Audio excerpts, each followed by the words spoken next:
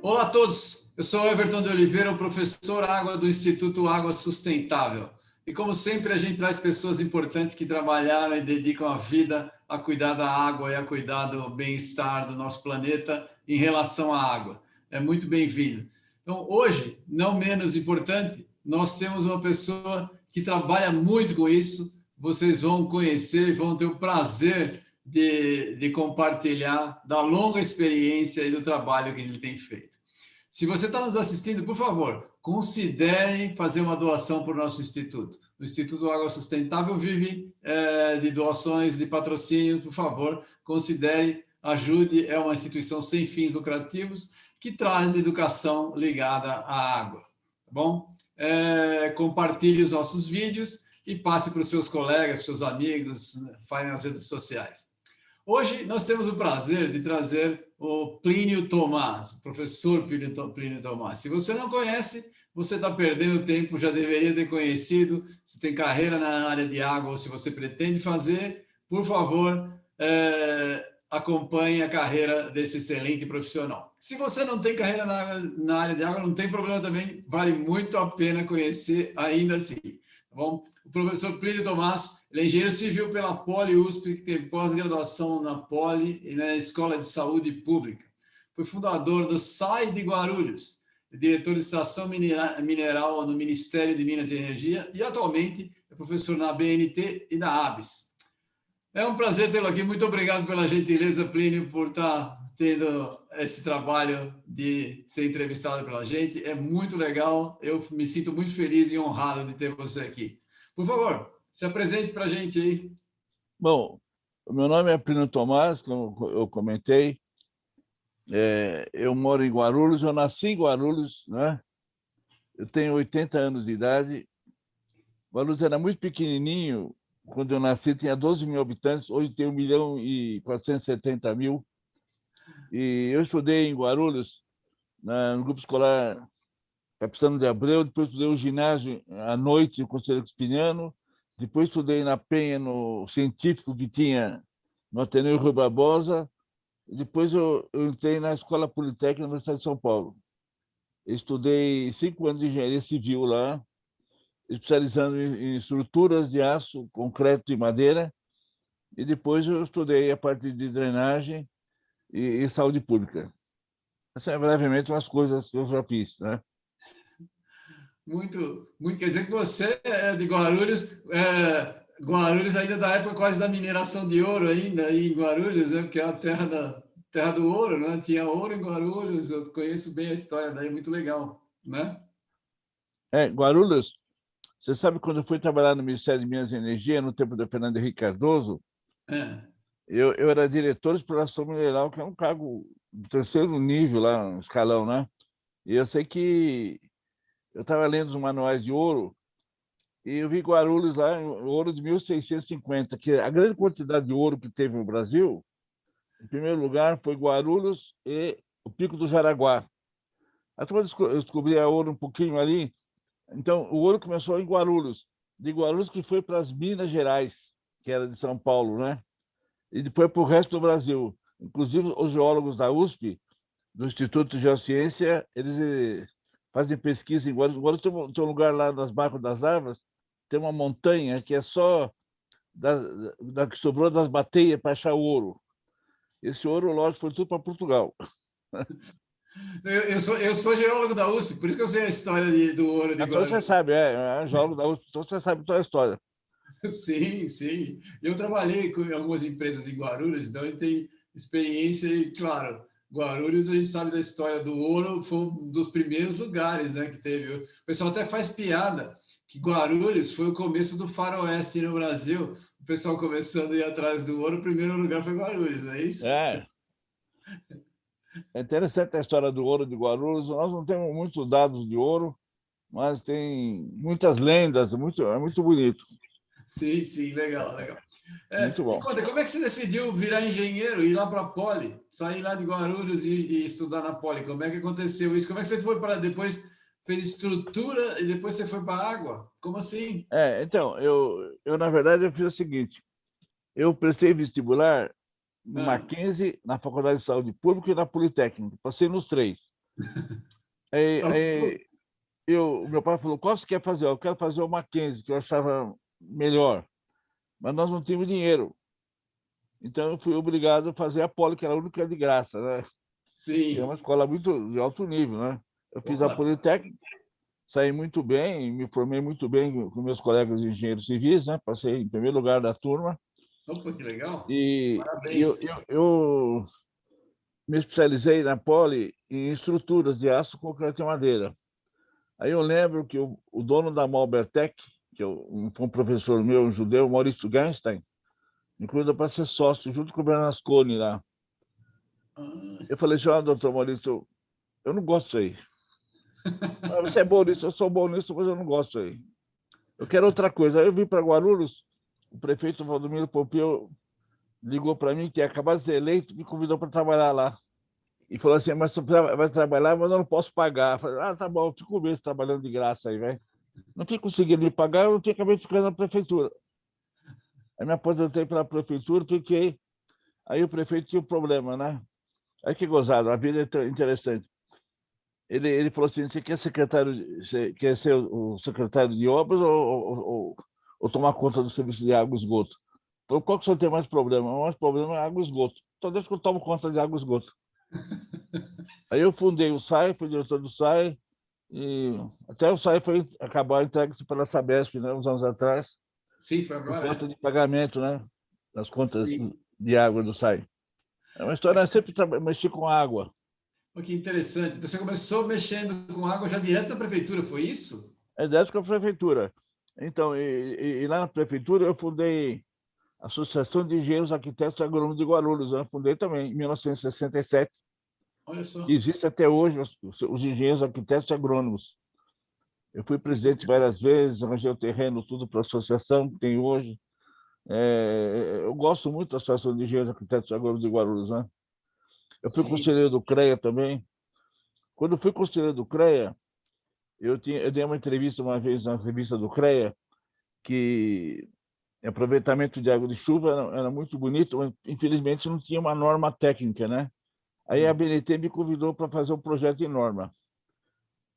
Aí eu já tinha feito um projeto de norma, foi tão interessante, só para você saber, eu usei o método de Delfos, da Força Aérea Americana, de 1973, mais ou menos, né? O método de Delfos, você escolhe 11 pessoas, 12 pessoas técnicos, né? Sendo que um não sabe do outro. Só eu quem sabe quem são os 11. Eu fiz uma minuta de nome, encaminhei para eles, eles tinham uma semana para me responder. Aí, durante 8 meses, eu fiz um projeto de norma. Foi muito interessante, porque se uma pessoa tem muita influência, o que aquela pessoa fala, todo mundo aceita. Mas quando ninguém sabe quem é o método de Delfos, ficou muito, muito interessante isso aí. Interessante mesmo. Interessante, eu não conhecia. Nós fizemos a norma do aproveitamento da água de chuva, né? O medo que eu tinha, como conselheiro do CREA, o engenheiro quer proteger a população, né? É que o pessoal estava fazendo muitos projetos de água de chuva errado. Eu tinha medo de morrer gente, coisa mal feita. Então, nós tivemos que fazer uma norma da BNT.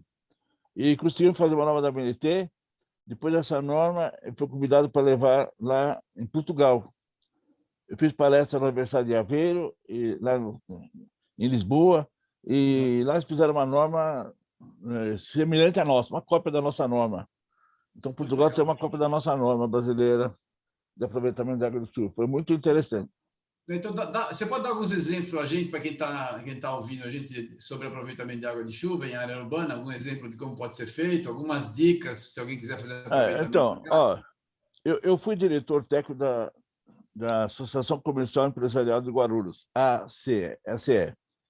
E nós fizemos um prédiozinho lá, de uns 5 andares mais ou menos, não lembro, e eu usei água de chuva para limpar o piso, regar o jardim e dar descarga da bacia sanitária. E E durante 8 meses foi feito com água direto da concessionária. Depois, quando houve água de chuva, deu uma economia de 57% da água. Nossa, que lindo. Ele funciona muito bem. Então, aproveitamento da água de chuva, as indústrias fazem bastante, muitos prédios fazem, mas todo mundo mantém segredo, senão, se você divulga pelos jornais, a concessionária vai lá querer cobrar as tarifas de esgoto, entendeu? Ué, mas se A turma tem mantém esgoto, segredo as coisas. mas se tem esgoto, tá certo ela cobrar, não tá? O novo marco regulatório que foi aprovado, né, no ano passado, ele já define que tem que ser cobrado. Eu também acho, o que vai para o esgoto tem que ser cobrado. Só que na prática eles acabam cobrando tudo, né? Vai lavar carro, lavar o piso, coisa que não vai para Ele vai para o esgoto, o é esgoto. verdade. Então é um problema sempre que tem com os concessionários. E não existe uma norma mundial. Os melhores de água de chuva do mundo são os alemães. E eles são os melhores. Tudo que tem, a norma alemã, quando nós fizemos a norma brasileira, eu consultei a norma alemã, que foi traduzida para o inglês, muito bom. É excelente a norma alemã. Os alemães são os especializados melhores no mundo sobre isso aqui. Depois dele vem o pessoal da Austrália, que são muito bons, o pessoal dos Estados Unidos, do Japão, né? E o Brasil, nós fizemos a norma está sendo usada. Nós fizemos a norma em 2007, 2019 nós reestudamos a norma, mudamos algumas coisinhas, né? E a norma está funcionando bem, né? Legal. Eu acho que a norma pegou, como se diz aqui no Brasil, né? Não, isso é bom, isso é bom. E Tá se alguém quiser fazer um pouco de reuso em casa, que dica você pode dar de água de chuva? Quero pegar água Bom, de chuva. só falar uma coisa. A gente usa a palavra Reuso aproveitamento de água de chuva, que eu tirei do Rainwater Catchment, né? Quando você usa reuso, que você falou, é outra norma. Eu participei da norma em 2019, 17, 18, 19, uma norma de conservação da água e fontes alternativas da água. Eu tenho o número da norma aqui, 16.782, 16.783, da BNT. E essa norma, nessa norma nós colocamos pela primeira vez no Brasil os itens de reuso e edificações. Porque até um pouco tempo nós não tínhamos dado nenhum, entendeu? É tudo chute, né? Sim. Eu lembro que uma vez eu estava dando uma aula lá na BNT, na Avenida Paulista, chegou uma moça lá, ela no intervalo assim, do almoço, ela falou: doutor, eu tenho 3 propostas aqui de reuso de esgoto. A minha chefe mandou ver qual que é melhor. Eu falei: não sei, nós não temos norma. Todo mundo fala que faz milagre, mas ninguém sabe, entendeu? Agora não, agora você tem uma norma. Tem uma norma brasileira, essa que eu falei, e ela dá os parâmetros para o reuso para água não potável. Agora tem uma outra coisa interessante, viu, doutor? Há uns anos atrás, teve uma reunião, um simpósio sobre reuso potável, potable water, na Faculdade de Saúde Pública, onde eu estudei bastante lá também. Sim. E vieram os americanos, especialistas do Texas, do Canadá, do pessoal da África, os melhores pessoal do mundo. Eu tive a oportunidade de ver os melhores especialistas do mundo na minha frente lá. E aqui no Brasil nós temos o Ivanildo Espanhol, que já morreu uns anos atrás, um grande especialista. Então, a ideia agora é fazer o reuso. Você trata o esgoto e pode o transformar em água potável, em potable water. Aí você pode fazer um jeito assim, você vê? Você pode tratar o esgoto e mistura com água potável. Faz um blended, 50%. Ou você pode tratar o esgoto direitinho e joga dentro da represa de água. Depois trata. Então você pode fazer várias coisas. Ou pode infiltrar toda essa água e depois pega pelo poço tubular profundo. É isso aí, ó. Reuso de água potável. É isso aí. Quem está o autor aí? Do Ivanildo? Isso. Ivanildo Espanhol. É o Ivanildo. Aí, ó, Ivanildo o Ivanildo, o Mancuso, o Pedro Mancuso, o Miersva e a filha do Ivanildo. Não, eles são... O Ivanildo é muito bom. Sim, o Ivanildo, sim. Viu? O Ivanildo foi meu professor na Faculdade de Saúde Pública. Ah, E ele falava: Plínio, não fala para os outros, tu vai pensar que eu sou velho. Foi meu professor. Não fala, fica quieto. O Ivanildo é um gênio. Você sabe quando nós fizemos hoje, eu estava falando com a doutora Virgínia, da Infinity, Virgínia Sodré, nós queremos fazer essa norma aqui de conservação da água e fontes alternativas. Eu marquei uma reunião, eu e a Virgínia marquei uma reunião com o Ivanildo Espanhol e o José Carlos Mierza. Nós tiramos todas as informações as ideias do Ivanildo, escrevemos e foi montada essas duas normas. A Virgínia foi a que coordenou essas normas, aí eu estava coordenando outra norma de água de chuva. Mas é interessante, né? A base disso aí foi o doutor Ivanildo Espanhol. Sim, o Ivanildo é uma pessoa rara, uma pessoa rara. Assim, conheci muito o Ivanildo, muito bom. Agora, quais os desafios? Você falou isso daí, e quais os desafios no Brasil para a gente poder ter água de reuso, para a gente passar a incorporar melhor a água de reuso? Bom, mas nós temos algumas coisas boas. Quando foi feito o plano de 1 milhão de cisternas no Nordeste, cada cisterna tinha 16 metros cúbicos. Era para alimentar 5 pessoas durante 8 meses, cada uma gastando 8 litros por pessoa por dia. Eu sei que esse projeto aí, eu conheci um professor, um geólogo do IPT, teu colega, ele que bolou isso aí. Nossa, eu achei tão interessante, né? Ele também bolou, sabe o quê? Barragem subterrânea. Interessante, quando eu trabalhei em Brasília, no Ministério de Minas e Energia, eu era chefe da biblioteca também do Departamento Nacional de Produção Mineral. Aquela biblioteca tinha coisa lá que eu cheguei a ver de 1755, coisas antigas, que você não acredita as coisas que eu vi lá. Eu vi coisas, as barragens subterrâneas, todo mundo falava que quem tinha inventado isso era o pessoal do Nordeste. Eu procurei tudo, eu vi quem tinha feito isso no Brasil foi o pessoal do IPT de São Paulo. E eu vi tudo, peguei as informações. Um dia eu estava numa reunião em Guarulhos sobre o manancial do Cabo Sul, e tinha um homem do meu lado, ele falou o nome dele. Eu falei, mas é com você que eu queria falar. Ele era o chefe do IPT, que tinha se aposentado do IPT. É o Zé Luiz? O quê? É o Zé Luiz? Não, Oliveira. É outro nome lá, deixa eu ver o nome dele. E ele que bolou tudo aquilo lá. Nossa Senhora, esse professor, doutor, ele dava aula aqui na Universidade de Guarulhos, né? Se aposentou também da Universidade de Guarulhos. Ele que bolou tudo isso, ele que bolou a barragem subterrânea. Ele falou para mim que eles viram uma pesquisa feita nos Estados Unidos e resolveram fazer um teste aqui no IPT, deu certo, fizeram lá no Nordeste. Quando eu estava lá em Brasília, eu contratava os geólogos para fazer esse estudo de barragem subterrânea. Eu mandei fazer muito barragem subterrânea. E a gente entregava para os governos de vários estados para eles fazerem ainda a barragem subterrânea. Ela fica no fundo do rio. O rio tem lugar que tem bastante rochas, né?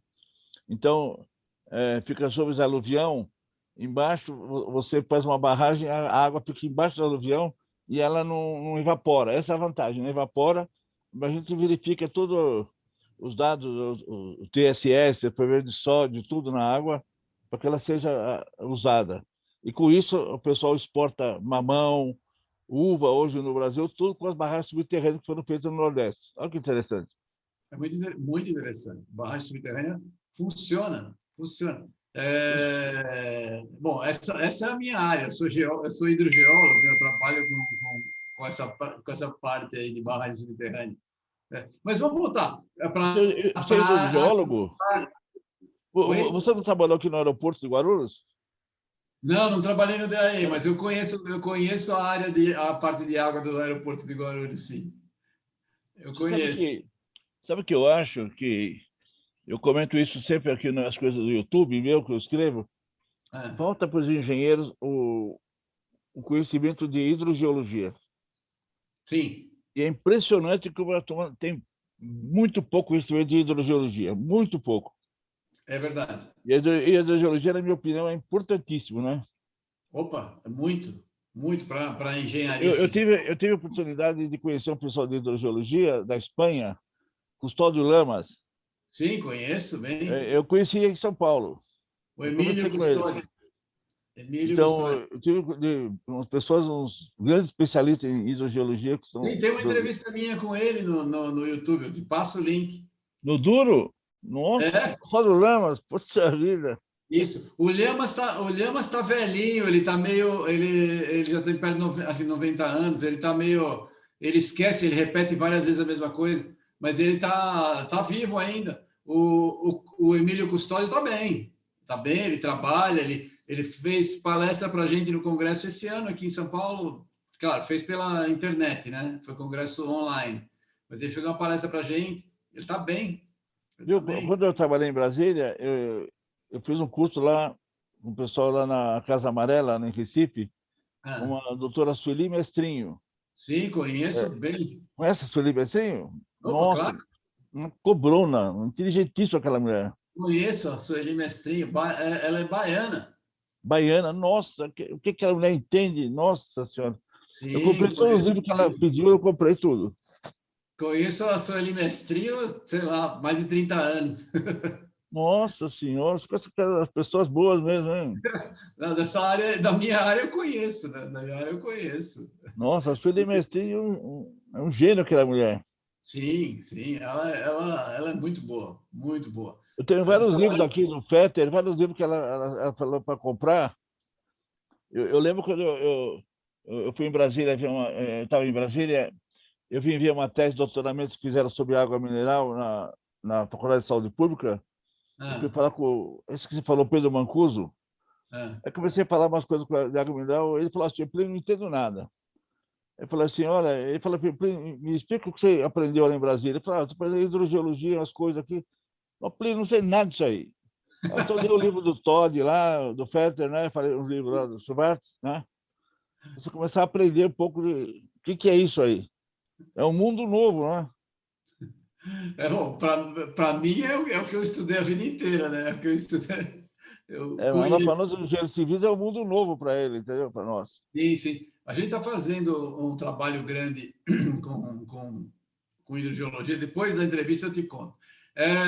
Agora, vamos falar de você aí. Você é autor de 54 livros. Uau! É, eu tenho. Como é que pode isso? Pode falar um pouquinho dos livros? Sei lá, fale do Água Pague Menos, Economia de Água, que tem uns nomes interessantes.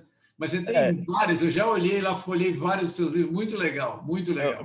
Meus são de assim, saneamento básico, né? Geralmente são de hidrologia e hidráulica, né? E na parte de rede de água, rede de esgoto, que eu escrevi bastante sobre isso, né? É. Então, na verdade, eu estou sempre estudando essas coisas, né? Ah, O meu mestre na Politécnica foi o professor Cochrane Errara. Eu fiz hidrologia com ele na formação, depois eu É. fiz pós-graduação em hidrologia. Hidrologia é um curso baseado em estatística, um curso assim pesado, não é? Sim. Eu coloquei errado esse meu professor, está com 94 anos, está vivo ainda, velhinho. Opa, Ele é japonês. Ele que dimensionou Itaipu. Olha que oh, interessante. interessante. E ele falou assim: Plínio, dimensionar Itaipu foi fácil, é difícil localizar Itaipu. Quem localizou Itaipu foi o professor Paulo Mendes da Rocha. Paulo Sim. Menezes Mendes da Rocha.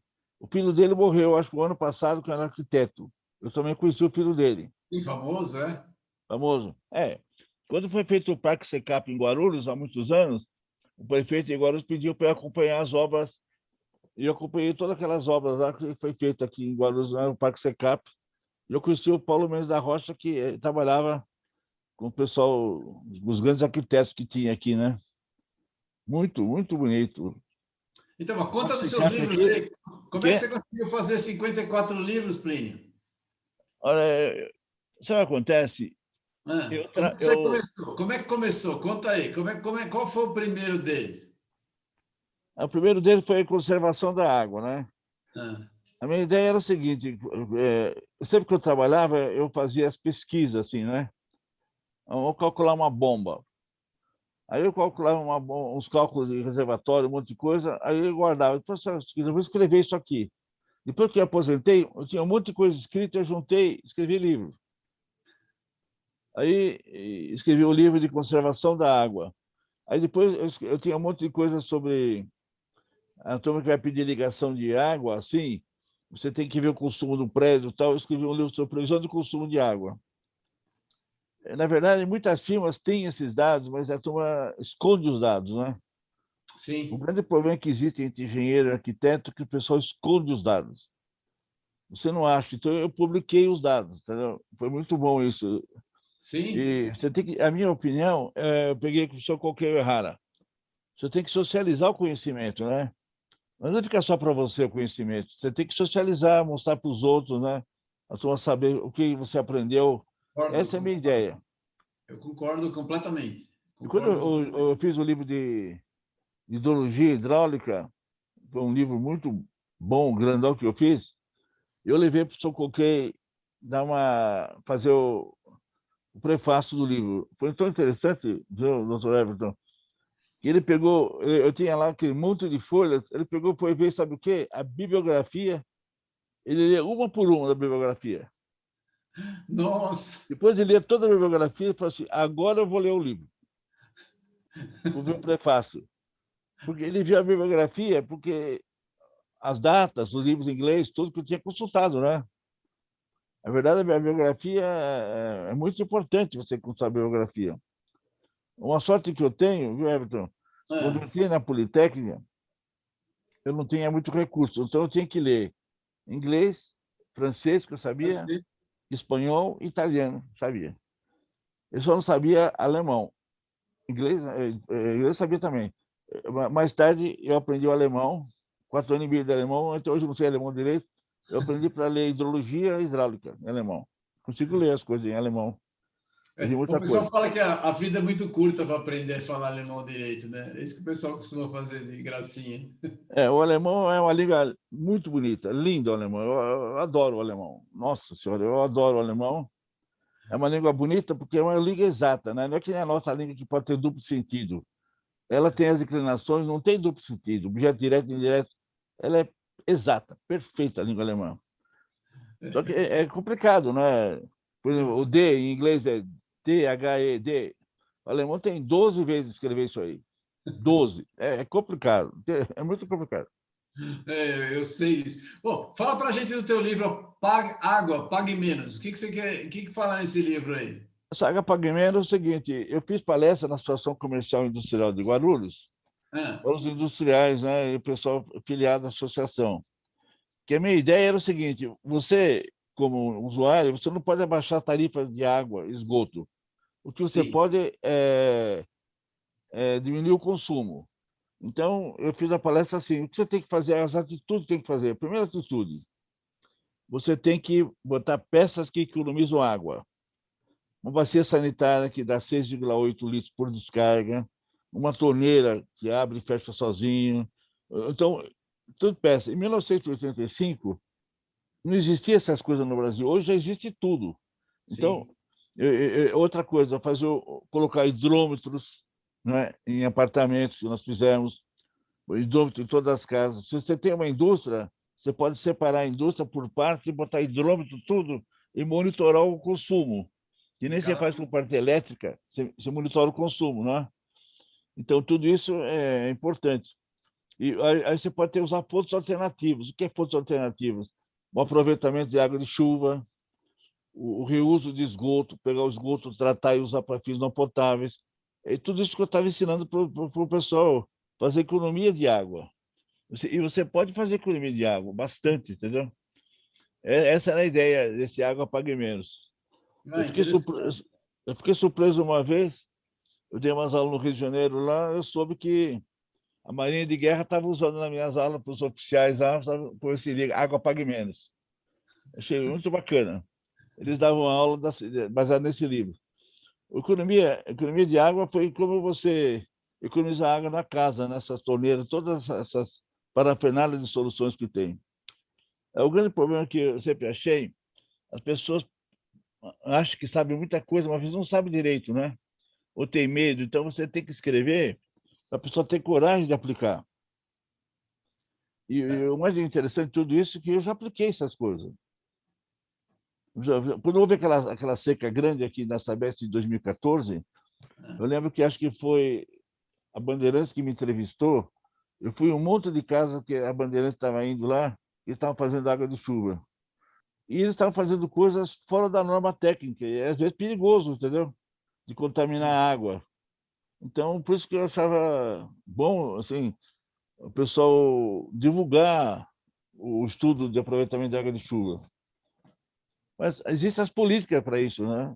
De modo geral, as concessionárias, elas sabotam isso, né? Elas não querem que você use água de chuva nem água de reuso. É normal isso, essa sabotagem, a gente entende, eles não querem que fala, Claro, né? você vai deixar de consumir água da concessionária, né? Então elas sabotam. Eu não acho ruim, eu acho que é normal isso, mas uma hora vai acabar, né? Isso aí é que nem a usina fotovoltaica, certo? Usina fotovoltaica, você pode botar na tua casa fotovoltaica. E tem usina fotovoltaica bastante no Nordeste. Eu dou assessoria para drenagem de usina fotovoltaica. Ainda estou dando isso aí. E a ANEEL, o ano passado, retrasado, aprovou uma lei lá, um decreto deles, dando uma tarifa enorme para a usina fotovoltaica, para ninguém usar fotovoltaica.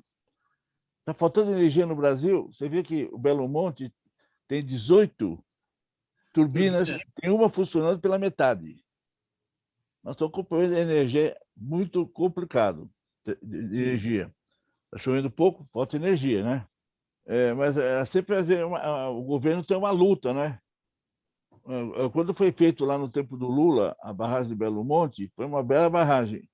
Eu lembro que o Lula queria fazer um reservatório, mas as forças externas lá não deixaram fazer, porque o Brasil ia usar a energia elétrica para vender alumínio, mas fizeram tudo para o Brasil não deixar ela como reservatório. Ficou uma usina que pega só quando passa água, assim. Usina chamada Fio d'Água. Fio É uma d'água. porcaria. Por isso que está assim, uma usina monstruosa que nem aquela lá, um dinheiro que foi gasto, Que não gera e nada. não tem nada, não já dando nada, dando problema para o Brasil. E nós estamos com problema de energia elétrica. Mas eu acho que tudo na vida é uma luta, né? Você tem que saber que Sim. existem essas forças políticas mesmo, interna e externa, né? E tem que lutar por isso, né? Tem que ter. Tem suas compensações. A gente não vai poder prescindir de energia elétrica, é difícil, né? Não tem jeito. Não, a energia elétrica é importantíssima, estou falando, mas você vai precisar da Alemanha. Eu tive na Alemanha 2 vezes. Eu andei numa estrada romântica lá, Romantische Straße em alemão. De cada 10 casas, eu vi 3 tinha células fotovoltaicas. Só que o alemão tem célula fotovoltaica para vender, não para descontar, para vender. A Portugal, eles subsidiam a células fotovoltaicas, 40 metros quadrados, e durante um ano você tem de renda 3.500 euros de renda. Olha, Então, a Alemanha, o que acontece? Ela usando a usina fotovoltaica, as torres eólicas, que eu vi bastante lá, sim, tem e bastante. o filito, o carvão que tem lá perto de Berlim, eles economizam 50% do petróleo.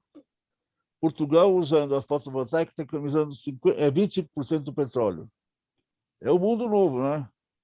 Sim, Então, sim. você, na verdade, nós temos que pegar essas usinas fotovoltaicas, que está sendo feita no Nordeste, graças a Deus, está sendo feita muita usina fotovoltaica e E energia para eólica. a água, você vê um caminho tão econômico assim para a gente fazer mudar alguma coisa com o uso de água?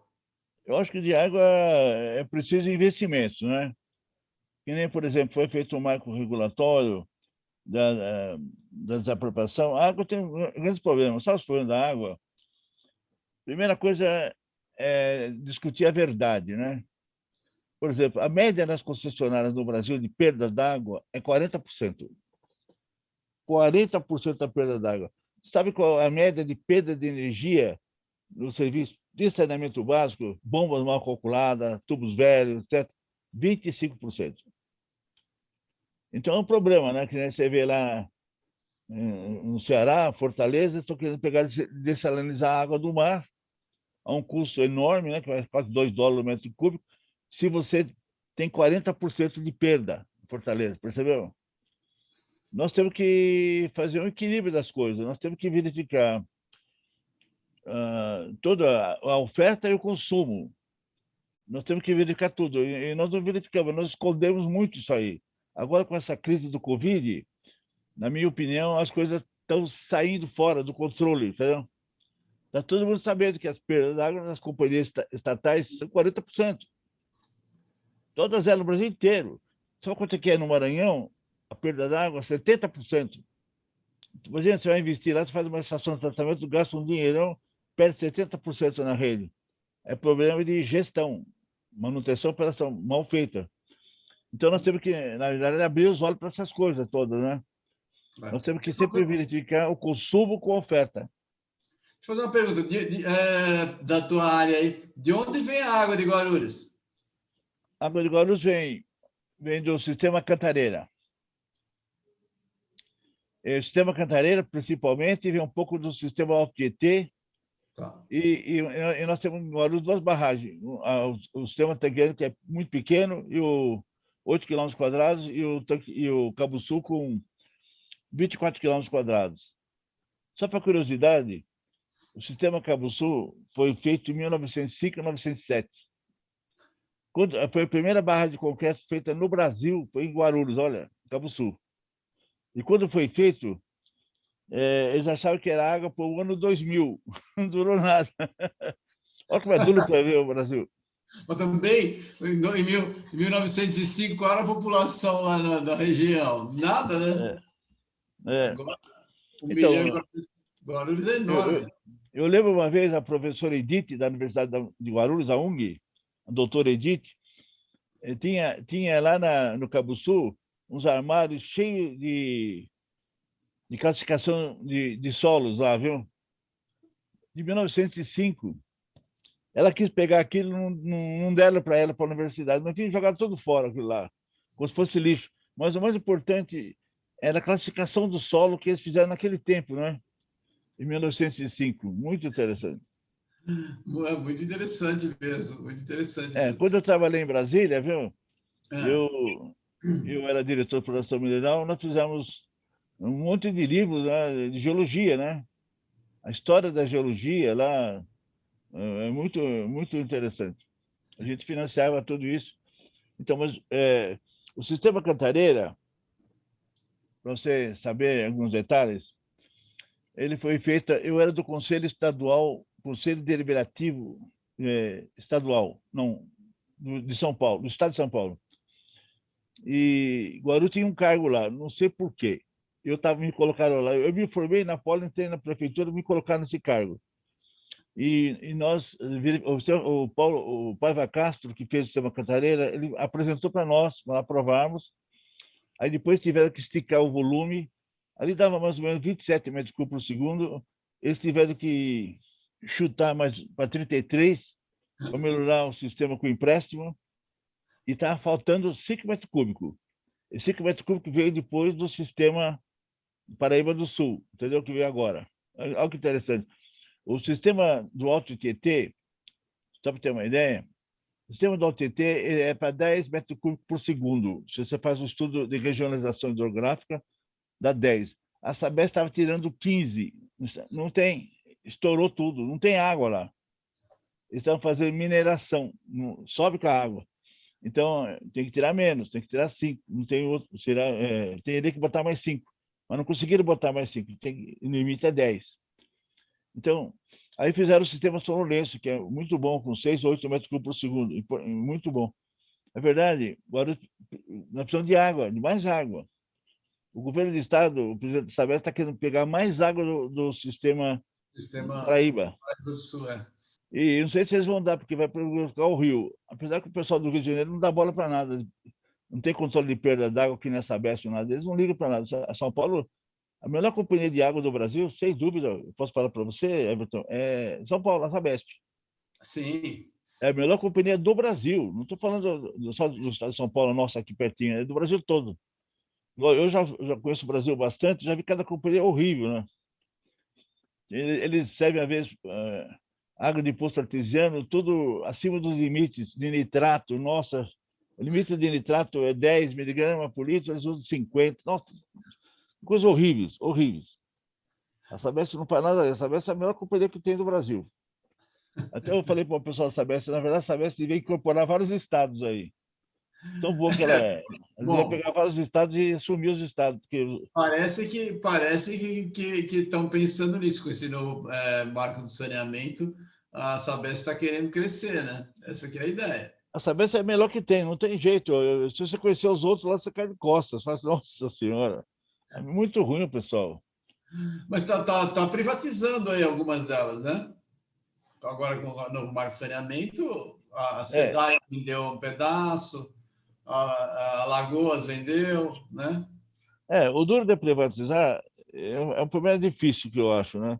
Que, na verdade, você tem, que nem a Sabesp, você tem municípios que é deficitário, então tem que ser coberto por outro. Então é complicado. Na verdade, todo mundo quer o filé, né? O lugar que Claro. tem mais renda. O que não tem renda, como é que fica? Lá no Nordeste, por exemplo. O Nordeste tem problema. Você vai no semiárido, que o semiárido é quase 1.200.000 quilômetros quadrados. É monstruoso. Tem mais de 1.200 cidades, menor que 10 mil habitantes. O problema do semiárido é complicadíssimo. Complicadíssimo. E ninguém vai querer pegar aquilo lá. Tu vai cair fora daquilo lá, entendeu? Então, o pessoal tem que fazer as obras lá no semiárido, que é muito complicado e funciona. É duro você imitar as coisas, né? Eu vi outro dia um pessoal falando lá de Israel, um brasileiro que trabalha em Israel lá, e quanto ele paga de água. Eles pegam a água, transformam a água do mar em água potável. Só que eles têm dinheiro para pagar. Nós não temos dinheiro. Sim, é. Esse é o grande problema, né? Que eu moro em Guarulhos, né? Guarulhos tem 1 milhão, quase 1,5 milhão de habitantes. 1.470, 1,5 milhão. 25% são favelas. Praticamente não pagam água, entendeu? A Sabesp também tem favelas e cortiços em São Paulo. É um grande problema, um problemaço. Sim, Eles não claro. têm esse problema lá. Todo mundo tem dinheiro para pagar. É diferente, né? Então tem solução que é interessante, tem solução que funciona muito bem. Lá no Israel, tudo, mas quando você passa para o Brasil, as coisas você tem que ir na nossa realidade, né? Aqui Mas a uma gente coisa boa, precisa aquele melhorar a plano, condição. aquele plano de 1 milhão de cisternas já fizeram mais de 1.200.000 cisternas. Funcionou, entendeu? O pessoal está Sim, fazendo é bastante uma cisterna no solução Nordeste. relativamente barata, né? Uma solução É, relativamente barata é interessante, sem é, dúvida. é uma solução boa, que você pega a água que vem do céu e é sua, né? E Sim, agora a ideia é de fazer mais um puxadinho, porque mas 90% das casas tem 40 metros quadrados. Então, eles vão fazer mais um puxadinho de 40 metros quadrados, fazer outra para dar para os animais, dessedentação de animais, entendeu? aumentar a captação, né? É. Interessante, é Na interessante. verdade, como dizia eu não sei quem falava isso, que escreveu o Sertões, o Cris da Cunha, o sertanejo é o forte, né? Eles são pessoal muito boa lá do Nordeste mesmo. Sem dúvida, sem dúvida. Eles Se dá enfrentam aquela condição. seca terrível lá, nossa senhora.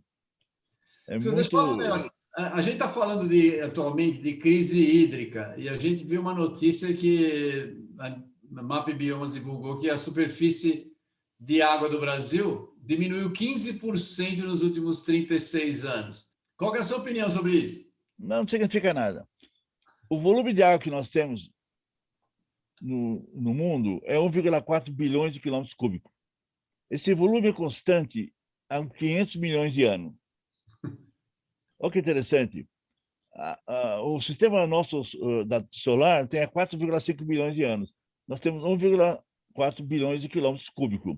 Esse volume é constante. Mas se você lembrar uma coisa interessante do Gênesis, fala que Deus separou a água que estava em cima da água que estava embaixo. Sabe por que eu falo isso? Que os cientistas, eles pegam um meteoro, cai um meteoro pertinho da tua casa. Se você abrir o meteoro, você vai achar uma gota de água que é igualzinha a gota de água da Sabesp. Só não tem o flúor. Então, a água tem no mundo inteiro. Eles acham, o Deus separou a água que estava em cima, porque, se você lembrar bem, no tempo de Adão e Eva, só tem água que vinha de baixo. Depois do pecado original, que a água só vinha de cima. É uma história, uma lenda assim, né? Mas a verdade é que os cientistas, tem vários cientistas americanos que falam que a água veio de cima. Eu também acho que a maioria da água veio de cima. quando eu estudei hidrologia, é um assunto que ninguém gosta de tocar, porque ninguém sabe direito, né? Mas, na verdade, a água, na minha opinião, ela veio de cima mesmo. Eles acham que veio em bloco de 80 metros cúbicos, do tamanho de uma casa, e ficou no planeta aqui. Aí estabilizou, essa água está aqui, né? E nós estamos no sistema do nosso universo, que é heliocêntrico, com o Sol, o centro do planeta, de todo o sistema, né? Não é a Terra, não é o geocêntrico. Nesse nosso sistema, o único planeta que tem água no estado sólido, líquido e gasoso somos nós. Somos nós, Você, como claro. geólogo, sabe, a água passa, ela vai na rocha, ela gela, estoura a rocha, transforma em solo, né? Argila, silt, aí nasce a verdura. Porque todos os planetas têm água. Se não tem água nele, tá por fora, na Lua. Mas tem água, todos têm água. Só que no três estados sólidos e gasoso, só nós que temos. Olha que interessante. Sim, sim. Mas a gente está, assim, o problema nosso é distribuição de água. A gente tem água suficiente, mas nós estamos estragando a qualidade, né? E também estamos alterando a distribuição. Não está mais distribuída como era originalmente no planeta. Ela está, no continente, ela está sendo alterada de posição. Esse é um dos problemas. Eu acho que isso que vai acontecer nós aqui, nós vamos ter que tratar o esgoto e transformar em água potável, como estão fazendo nos Estados Unidos. Aí, existe o problema do yuck, né? Às vezes você vai tomar uma água assim, você vai no restaurante tomar uma água, o cara fala assim para você: ó, doutor Everton, essa água aqui é água de esgoto. Aqui você vai tomar uma cerveja lá em Portugal, em Lisboa, põe a cerveja assim, você, isso aqui é esgoto tratado. Você já pede outra coisa, entendeu? Então, existe o fator yuki, um preconceito ainda, né? Mas, na minha opinião, isso vai acabar. Nós vamos ter que tratar. Vai acabar porque não vai ter saída, né? Agora, o mais interessante, viu, o Everton, que eu acho, eu participei de uns anos atrás do projeto Coroado, onde participaram 3 universidades do mundo, né? Inclusive a Politécnica, aqui no Brasil, a Universidade de Buenos Aires, do México, a Universidade do Porto, de Atenas, de Paris. Bom, 3 universidades na Alemanha fizeram isso tudo. A verdade é a seguinte: a solução para transformar a água potável já existe e é segura. Olha que interessante. E há muitos anos não podia falar isso. Eu falava que era mais ou menos. Agora não, já existe e é segura. Sim. Ele faz um jeito de se tratar, se não der certo aquele sistema, tem outra coisa lá que dá certo. Se não der certo aqui, tem outra coisa que dá certo. Então você tem certeza que vai dar certo. Não há problema mais. Um problema nosso é o custo. Esse é um Sim. problema, porque nós temos uma população pobre grande. Esse é o problema. Nós temos, que eu falei, uma população pobre muito grande, né? Sabe como é que é assim? Uma vez eu fui em Brasília, me convidaram para ir uma favela em Brasília, né? E o pessoal da Caixa Econômica Federal queria que me ensinasse as coisas, né? As pode passar o esgoto pela frente, pelo fundo, do lado direito e do lado esquerdo. Eu falei: ô, doutor, tudo bonito isso aqui, mas o senhor quer ver lá em Guarulhos? Ah, é tudo a mesma coisa. Bom, tudo bem, venho em Guarulhos, peguei, buscar um avião, levei na favela de Guarulhos. Ele falou: nossa, eu nunca vi isso na minha vida, eu só vi isso em Pernambuco. Nunca vi tanta pobreza assim. Você não tem onde passar o esgoto, não tem na frente, nem atrás, nem do lado, não tem nada. Tudo grudado as casas. Ele falou assim: nossa, eu tive na favela do Rio de Janeiro, não é tão ruim como aqui. Tá vendo? É complicado. Então nós temos soluções difíceis de resolver, bem difíceis. Na teoria é fácil, mas na prática é diferente, né? Então nós temos esses problemas. Percebe que nós temos coisas difíceis de serem resolvidas, né? Precisa de muito dinheiro, essa é a verdade. As perdas d'água é um problema seríssimo que nós temos. E deixa eu fazer uma pergunta. Você é predominantemente otimista ou pessimista em relação ao nosso futuro do saneamento no Brasil? Não, eu sou otimista. Sou otimista. Eu acho que está indo bem. O pessoal está fazendo. O que eu acho bom é que, com essa crise, as coisas passaram da influência política, entendeu? Porque Sim. as pessoas ficam falando, porque antes o pessoal, as informações eram restritas, né? Eu só vou contar uma coisa. Eu faço parte da Associação Brasileira de Engenharia Sanitária há muitos anos. Não que foi fundado, uns anos depois eu já entrei, né? ABES. Sim. E E os americanos, quando fazem estudos lá, American Motor Work Association, todo o estudo deles, ele faz um estudo, você tem uma opinião e eu tenho outra, eles colocam o estudo da tua opinião e a minha, juntos. O Brasil não, eles têm uma opinião quase que oficial. Uma vez eu tive um amigo meu, que foi presidente da ABS do estado de São Paulo, eu tinha amizade com ele, eu fui lá, tinha uma autoridade de tratamento de resíduos sólidos, ficou explicando para ele um artigo que ia ser publicado na revista da ABS. Aí ele falou assim para o sujeito, agora eu vou publicar. Eu falei, depois que ele saiu, eu falei assim, pô, amigo, esse camarada é uma autoridade do Brasil, esse cara tem curso nos Estados Unidos, é um crânio esse homem. Como é que você vai... Não, nós temos que fazer uma filtragem das coisas, percebeu? Então, eles têm uma filtragem das coisas no Brasil. Só que agora, com esse Covid, perderam o controle, percebeu? O pessoal está fazendo bastante essas reuniões e todo mundo vai sabendo que a perda d'água nas companhias estatais é 40%. Sim, e a perda de energia elétrica é 25%. É monstruoso. Sim, muita perda. E pior que ninguém faz isso. O único que combate isso, mais ou menos, é a Sabesp, entendeu? O resto não quer ter, estado que não quer nem saber, entendeu? O Maranhão, 70%. Então, só para você ver como é que é o Brasil. Só que isso aí vai espalhando essas coisas. E alguém tem que tomar atitude, isso é importante. Eu sou otimista, eu acho que isso vai se resolver. Muito legal. Plínio, nosso papo está muito divertido, muito legal, mas o nosso tempo já está no final. Eu gostaria de pedir para você que você fizesse suas considerações finais, dê sua recomendação para o pessoal que está querendo estudar na área aí, que está começando, para aquelas pessoas que trabalham. Você é uma experiência muito exitosa na sua carreira. Por favor, deixe as suas palavras finais. Bom, eu vou falar o seguinte, ó, quando eu estava lá em Brasília, no Ministério de Minas e Energia, eu vi uma coisa interessante lá. Além de você ser engenheiro, geólogo, tudo, você tem que saber inglês. Quem não sabe inglês é considerado ignorante. Eu achei tão gozado disso. Então, quem não sabe inglês, fingia que sabia, eu caía fora da conversa. Porque inglês era o principal. Então, 80% do livro técnico no mundo são feitos em inglês. Isso é importante.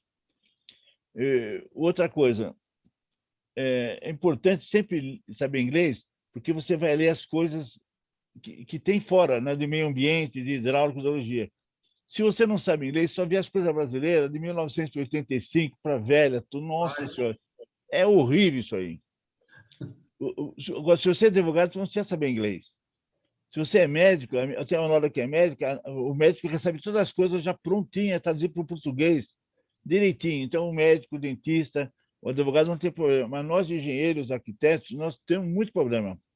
Se você não sabe inglês, você está por fora. Você vai ler umas coisas em inglês e não sabe ler nada. Tem que saber inglês. Esse é muito importantíssimo. É importantíssimo isso aí. Importantíssimo saber uma linguagem, porque não é tudo que é traduzido para o português. Você tem que saber inglês. Isso é importante. E se dedicar, não é? Na verdade, a gente está sempre aprendendo, né? O professor Coqueiro era meu professor da Poli e falava assim, ele me chama de doutor Plínio. Quando alguém falar para você que sabe tudo, desconfia. Essa pessoa está com problema. Ninguém sabe tudo. Ninguém sabe tudo. Não existe ninguém que sabe tudo. De jeito nenhum. Então, não existe. Então, quando o cara fala, eu sei tudo. Não sabe. Então você, na verdade, eu estou sempre estudando. Até hoje, eu tenho estudo, eu tenho bastante livros. Eu tenho uns 2.000 livros em papel, eu tenho uns 600 livros na Amazon Kindle. E tem muita coisa que eu não sei ainda. Estou sempre estudando, estou sempre estudando. É isso que eu quero. Tem que estudar sempre.